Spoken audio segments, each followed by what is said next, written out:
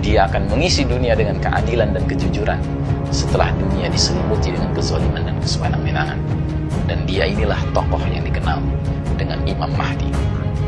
Nah, saudaraku rahimakumullah, sedangkan hadis Nabi di awal kami kemukakan tadi bersabda, "Ubashirukum bil mahdi yub'atsu fi ummati ala ikhtilafin minan nasi wa zalazila yamla'ul ardu qistan wa 'adlan kama muli'at juran wa zulman." Ku kabarkan berita gembira kepada kalian dengan bakal diutusnya Al-Mahdi di tengah-tengah umat ini ketika banyak perselisihan antar manusia berlangsung dan gempa-gempa terjadi.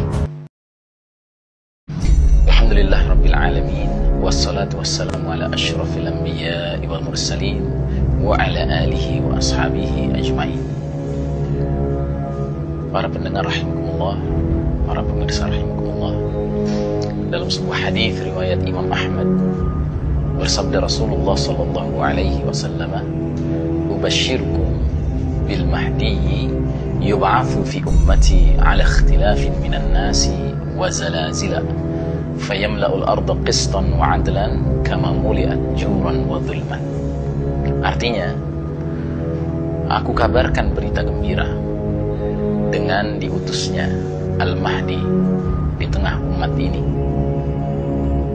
ketika banyak perselisihan antar manusia terjadi dan banyak gempa-gempa berlangsung.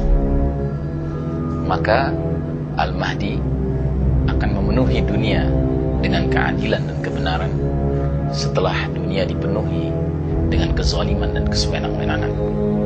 Shadaqah Rasulullah sallallahu alaihi wasallam. Saudara sekalian rahimakumullah, hadis ini merupakan hadis yang berkenaan dengan alamatus sa'ah, tanda-tanda kiamat, atau asyratus sa'ah, tanda-tanda akhir zaman. Para ulama kita telah mengkategorikan alamatus sa'ah, tanda-tanda kiamat, ke dalam dua kategori besar. Ada alamatus sughra, tanda-tanda yang kecil, jumlahnya sangat banyak dan sebahagian besar datang lebih dahulu. Kemudian ada alamatul kubra, tanda-tanda besar kiamat, jumlahnya hanya 10 dan datang belakangan.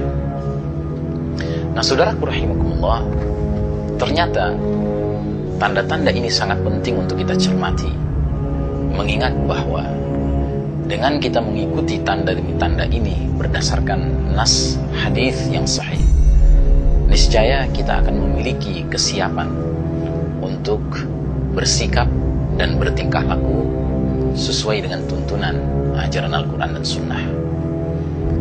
Nah, saudaraku rahimakumullah, tanda-tanda kecil yang begitu banyak berdasarkan pengamatan kita akan sejarah, akan situasi kondisi sampai hari ini, menunjukkan bahwasanya sebahagian besar tanda-tanda kecil itu pada zaman kita dewasa ini tampaknya sudah bermunculan hampir seluruhnya. Coba kita lihat beberapa contoh-contoh. Di antaranya misalnya yuksirut tolak, banyak perceraian terjadi. Kemudian wal mautul fuja, fenomena kematian mendadak. Sekarang ini semakin banyak kita mendengar kabar orang yang kita cintai, hari ini baru saja kita jumpai dengan keadaan sehat walafiat, tiba-tiba keesokan harinya kita mendapatkan berita bahwasanya dia telah meninggal dunia tanpa mukaddimah, tanpa penyakit yang sebelumnya terdeteksi. Kemudian tanda lain lagi adalah wahulliyatil masahif, bila mana Al-Quran, mushaf sudah diterbitkan, dicetak dengan ornamentasi, dengan hiasan yang indah-indah. Wa zukhrufatil masajid, kemudian masjid dibangun dengan megahnya, sampai kita tahu di wilayah kita pun ada masjid dengan kubah yang terbuat dari emas. Padahal kubah yang begitu mewah tidak mempengaruhi kekhusyuan sholat seseorang, malah jangan-jangan kekhusyuan seseorang terganggu ketika dia sholat di bawah kubah emas itu. Selanjutnya wastu'milatil ma'azif, kemudian berbagai peralatan musik digunakan. Orang tenggelam di dalam musik, dalam nyanyian, dalam senandung, dalam lagu. Di mana-mana orang berlomba menjadi idol ini, idol itu. Begitu pula dengan nuqidatil uhud, dilanggarnya berbagai transaksi perjanjian di bidang perdagangan, ekonomi, politik. Semua tanda-tanda ini sekarang dengan mudahnya kita bisa menemukan contoh-contohnya di seputar diri kita, baik dalam skala lokal, nasional, maupun dalam skala regional, mundial, mendunia. Begitu juga misalnya kata Nabi, wasyuribatil khumur, orang kemudian minum khumur. Khumur itu minuman keras dalam bentuk jamak, bukan dalam bentuk singular, dalam bentuk tunggal. Kalau dalam bentuk tunggal disebutnya khamr, kalau dalam bentuk jamak disebutnya khumur.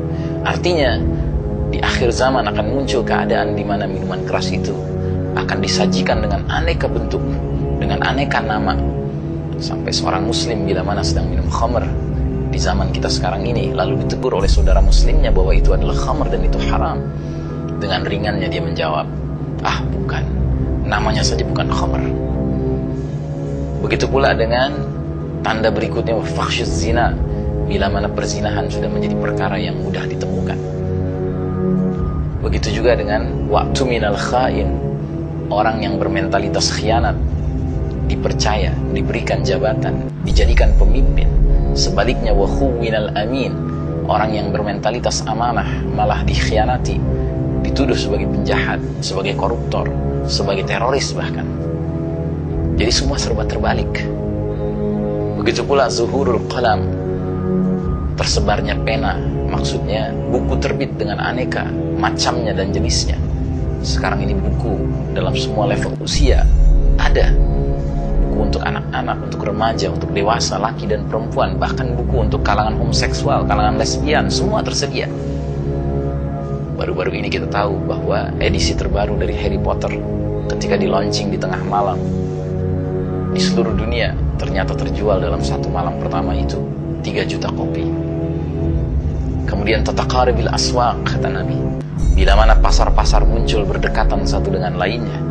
Dan kita tahu sekarang bukan rahasia lagi, sebuah mall berdiri, di sampingnya mulai dibangun sebuah plaza, di seberangnya dibangun sebuah mega market, hypermarket, di mana-mana pasar. Kemudian belum lagi tanda kecil yang fenomenal, yaitu istighfafun biddam, bila mana penumpahan darah dianggap sebagai perkara yang ringan. Artinya pembunuhan dianggap perkara yang tidak aneh lagi, sudah menjadi makanan, berita makanan sehari-hari. Kemudian aklur riba, orang makan riba. Dulu kita nggak mengerti riba itu apa, tetapi alhamdulillah Majelis Ulama Indonesia walaupun terlambat 100 tahun menerbitkan fatwa mengenai bunga bank yang ternyata identik dengan riba. Dan saudaraku, riba ini bukanlah minas saghair, bukanlah dosa kecil. Dia tergolong minal kabair, dosa yang besar. Sehingga Al-Quranul Karim ketika berbicara tentang riba dalam suratul Baqarah, Allah Ta'ala berfirman, ya ayyuhalladzina amanu taqullaha wa dharu ma baqiya minar riba in kuntum mu'minin. Hai orang-orang yang beriman, bertakwalah kalian kepada Allah dan tinggalkan sisa riba yang masih kalian simpan jika kalian benar-benar beriman. Kemudian pada ayat berikutnya langsung Allah berikan ancamannya, fa illam taf'aluhu fa'dhanu biharbin minallahi wa rasulih. Dan jika mereka tidak menghentikan perbuatan mereka itu, yaitu menyimpan sisa riba, maka ketahuilah Allah dan Rasulnya akan mengumumkan perang atas kalian. Nauzubillah min dzalik. Malah dalam hadis dikatakan oleh Nabi SAW, dosa riba itu terdiri atas 72 tingkatan, dan tingkatan yang paling rendah laksana seorang pemuda menikahi ibu kandungnya di halaman terbuka, di lapangan terbuka. Nauzubillah min dzalik. Nah, jadi saudaraku rahimakumullah, praktis kalau Anda tertarik, Anda silahkan cari kitab para ulama kita yang manapun.